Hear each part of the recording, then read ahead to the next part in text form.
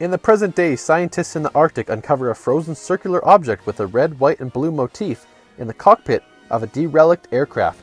In March 1942, Nazi officer Johann Schmidt and his men enter the town of Tønsberg in German-occupied Norway to steal a mysterious relic called the Tesseract, which possesses untold powers. Meanwhile, in New York City, Steve Rogers is rejected for World War II military recruitment because of various health and physical problems. While attending an exposition of future technologies with his friend Sergeant James Bucky Barnes, Rogers again attempts to enlist. Overhearing Rogers' conversation with Barnes about wanting to help in the war, Dr. Abraham Erskine allows Rogers to enlist. He is recruited into the Strategic Scientific Reserve as part of a super soldier experiment under Erskine, Colonel Chester Phillips, and British agent Peggy Carter.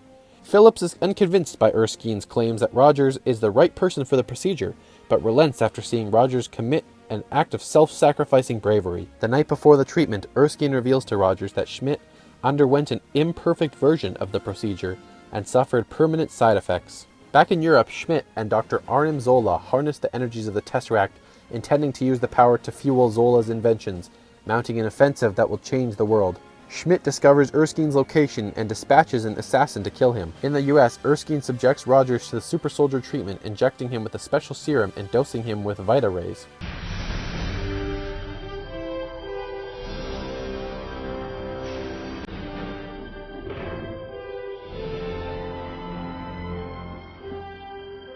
After Rogers emerges from the experiment taller and more muscular, one of the attendees kills Erskine, revealing himself to be Schmidt's assassin, Heinz Kruger. Rogers pursues and captures Kruger, but the assassin avoids interrogation by committing suicide by cyanide capsule. With Erskine dead and his super soldier formula lost, U.S. Senator Brandt has Rogers tour the nation in a colorful costume as Captain America to promote war bonds rather than allow scientists to study him and attempt to rediscover the formula.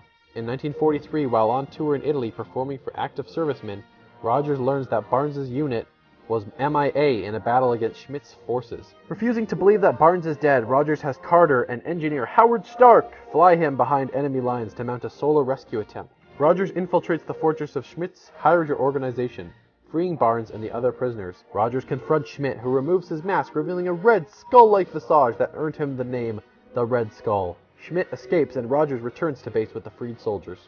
Rogers recruits Barnes, Dum Dum Dugan, Gabe Jones, Jim Morita, James Montgomery Falsworth, and Jacques Dernier to attack other known Hydra bases. Stark outfits Rogers with advanced equipment, most notably a circular shield made of vibranium, a rare, nearly indestructible metal. Rogers and his team sabotage various Hydra operations. The team later assaults a train carrying Zola. Rogers and Jones succeed in capturing Zola, but Barnes falls from the train to his assumed death. Using information extracted from Zola, the final Hydra stronghold is located, and Rogers leads an attack to stop Schmidt from using weapons of mass destruction on American cities and soon other major cities across the globe. Rogers climbs aboard Schmidt's aircraft as it takes off. During the subsequent fight, the Tesseract's container is damaged. Schmidt physically handles the Tesseract, causing him to dissolve in a bright light. The Tesseract falls to the floor, burning through the plane and falling to Earth. Seeing no way to land the plane without the risk of detonating its weapons, Rogers crashes it in the Arctic. Stark later recovers the Tesseract from the ocean floor, but is unable to locate Rogers or the aircraft, presuming him dead. Rogers awakens in a 1940s-style hospital room. A baseball game on the radio plays, but he recognizes that he's heard it before.